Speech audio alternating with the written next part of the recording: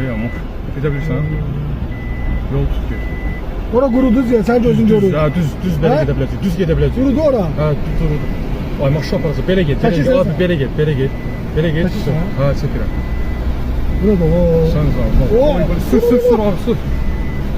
Damcı qalır. Hayır, buradan o tərəfə gedə bilməyəcək, sən zal. Ha? Orada gedə biləcəyik, o ayda. Orada maşın var. Var, ancaq Dayanıb gedir. dayanıblar. Ancaq bax ha, biz solla, sıx solla. Ay, gedə bilməyəcək tariyə. Buradan o tərəfə çoxdur qardaş. Yola bir dənə baxa bilirsən. Sən gözlə bir. Yol düzdür. Düz yox, dala ver abi. Düz yol. Ay yox, bura çox hündürdür. Tariyə maşın aparacaq. Konkret aparacaq. Birimizə deyək.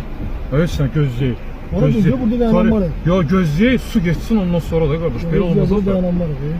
Yox, maşınlar görsən qabaqda saxlayıb biz də saxlayaq. Bildim, saxlayıb, orada saxlayıb. Qabaqda da abi. O getmək mümkün.